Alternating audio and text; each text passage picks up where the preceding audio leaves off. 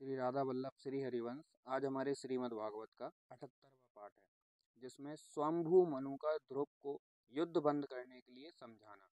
श्री मैत्रेय जी कहते हैं, विदुर जी, ऋषियों को ऐसा कथन सुनकर महाराज ध्रुव ने आचमन कर श्री नारायण के बनाए हुए नारायण शास्त्र को अपने धनुष पर चढ़ाया।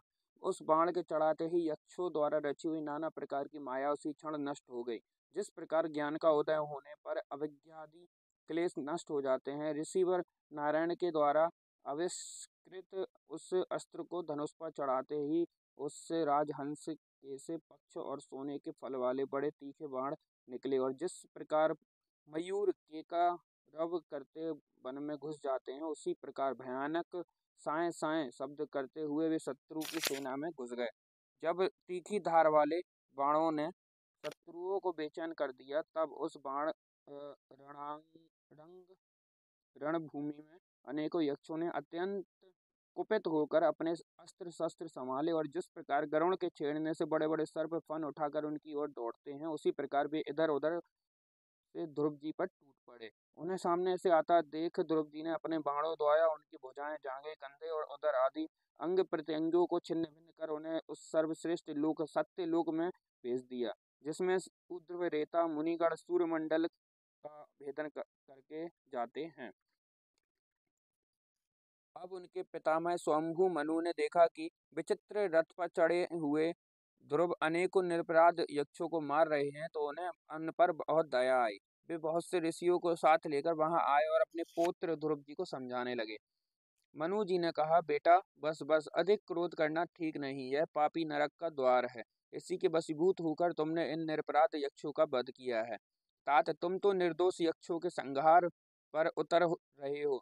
यह हमारे कुल के योग्य कर्म नहीं है। साधु पुरुष इसकी बड़ी निंदा करते हैं। बेटा, तुम्हारा अपने भाई पर बड़ा अनुराग था, यह तो ठीक है, परंतु देखो, उसके वध से संतप्त होकर तुमने एक यक्ष के अपराध करने पर प्रसंगवश कितनी की हत्या कर डाली।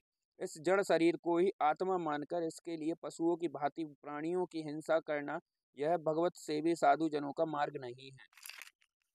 प्रभु की आराधना करना बड़ा कठिन है, परंतु तुमने तो लड़कपन में ही संपूर्ण भूतों के आश्रय स्थान श्री हरि की सर्वभूतात्म भाव से आराधना करके उनका परम पद प्राप्त कर लिया है।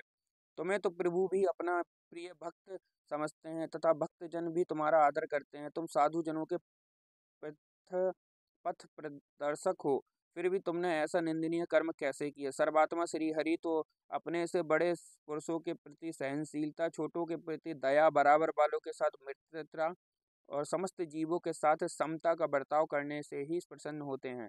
और प्रभु के प्रसन्न हो जाने पर पुरुष प्राकृत गुण और उनके आकार रूप लिंग शरीर से छूटकर परम नंद स्वरूप ब्रह्म पद को प्राप्त कर लेता है। बेटा ध्रुव, देहादि के रूप में परिणत हुए पंचभूतों में ही स्त्री पुरुष का आविर्भाव होता है, और फिर उनके पारस्परिक समागम से दूसरे स्त्री पुरुष उत्पन्न होते हैं। ध्रुव, इस प्रकार भगवान की माया से सत्वादी गुणों में न्यूनाधिक भाव होने से ही जैसे भूतों द्वारा शरीरों की रचना होती है, वैसे ही उनकी स्थिति और प्रलय भी होते हैं। पुरुष श्रेष्ठ निर्गुण परमात्मा में इनके केवल निमित्त मात्र हैं। इसके उसके आश्रय से यह कार्य कारणात्मक जगत उसी प्रकार भ्रमता रहता है, जैसे चुंबक के आश्रय से लोहा। काल शक्ति के द्वारा क्रमशः सत्वादी गुणों में क्षोभ होने से लीलामयी भगवान की शक्ति भी सृष्टि आदि के रूप में विभक्त हो जाती है। अंततः भगवान अकर्ता होकर भी जगत की रचना करते हैं, और संहार करने वाले न होकर भी इसका संहार करते हैं। सचमुच उन अनंत प्रभु की लीला सर्वदा अचिंतनीय है। ध्रुव, विकाल स्वरूप अव्यय परमात्मा ही स्वयं अंत रहित होकर भी जगत का अंत करने वाले हैं, तथा अनादि होकर भी सबके आदि करता हैं। वे ही एक जीव से दूसरे जीव को उत्पन्न कर संसार की सृष्टि करते हैं, तथा मृत्यु के द्वारा मारने वाले को भी मरवाकर उसका संहार करते हैं। वे काल भगवान संपूर्ण सृष्टि में समान रूप से अनुप्रविष्ट हैं। उनका ना तो कोई मित्र पक्ष है, ना तो कोई शत्रु पक्ष है। जैसे वायु के चलने पर धूल उसके साथ साथ उड़ती है, उसी प्रकार समस्त जीव अपने अपने कर्मों के अधीन होकर काल की गति का अनुसरण करते हैं। अपने अपने कर्म अनुसार सुख दुख आदि का फल भोगते हैं। सर्व समर्थ श्री हरि कर्म बंधन में बंधे हुए जीव की आयु की वृद्धि और क्षय का विधान करते हैं, परंतु वे स्वयं इन दोनों से रहित और अपने स्वरूप में स्थित हैं। राजन, इन परमात्मा को ही मीमांसक लोग कर्म, चरवाक स्वभाव, वैशेष वैशिक वैशेषिक मितालंबी काल, ज्योतिषी देव और काम शास्त्री काम कहते हैं। वे किसी भी इंद्रियों और प्रमाण के विषय नहीं हैं। मेघादि अनेक शक्तियाँ भी उन्हीं से प्रकट हुई हैं। वे क्या करना चाहते हैं, इस बात को संसार में कोई नहीं जानता। फिर अपने मूल कारण उन प्रभु को तो जान ही कौन सकता है।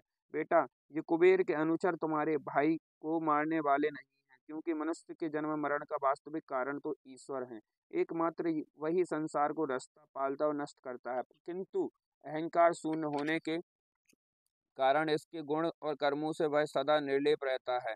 वे संपूर्ण प्राणियों के अंतरात्मा, नियंता और रक्षा करने वाले प्रभु ही अपनी माया शक्ति से युक्त होकर समस्त जीवों को सृजन, पालन और संहार करते हैं।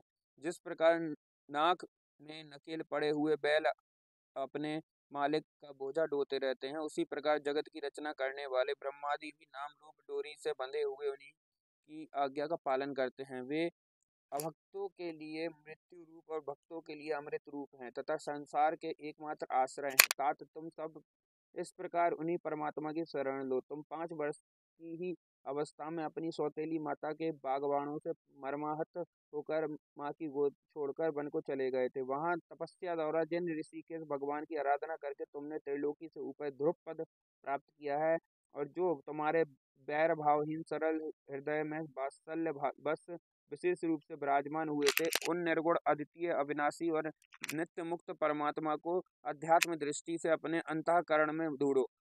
उनमें यह भेदभावमय प्रपंच न होने पर भी प्रतीत हो रहा है। ऐसा करने से सर्वशक्ति संपन्न परमानंद स्वरूप सर्वांतर्यामी भगवान अनंत में तुम्हारी सुदृढ़ भक्ति होगी, और उसके प्रभाव से तुम में मेरेपन के रूप में दृढ़ हुई अविद्या की गांठ को काट डालोगे।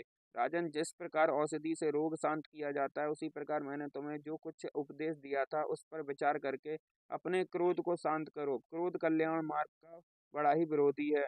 भगवान तुम्हारा मंगल करें। क्रोध के वशीभूत हुए पुरुष से सभी लोगों को बड़ा भय होता है। इसलिए जो बुद्धिमान पुरुष ऐसा करना चाहता है कि मुझसे किसी भी प्राणी को भय ना हो और मुझे भी किसी से भय ना हो, उसे क्रोध के वश में कभी ना होना चाहिए। तुमने जो यह समझकर कि ये मेरे भाई के मारने वाले हैं, इतने यक्षों का संहार किया है, इससे तुम्हारे द्वारा भगवान शंकर के सखा कुबेर जी का बड़ा अपराध हुआ है। इसलिए बेटा, जब तक कि महापुरुषों का तेज हमारे कुल को आक्रांत नहीं कर लेता, इसके पहले ही विनम्र भाषण और विनय के द्वारा शीघ्र उन्हें प्रसन्न कर लो। इस प्रकार स्वयंभू मनु ने अपने पौत्र ध्रुव को शिक्षा दी। तब ध्रुव जी ने प्रणाम किया। इसके पश्चात वे महर्षियों के सहित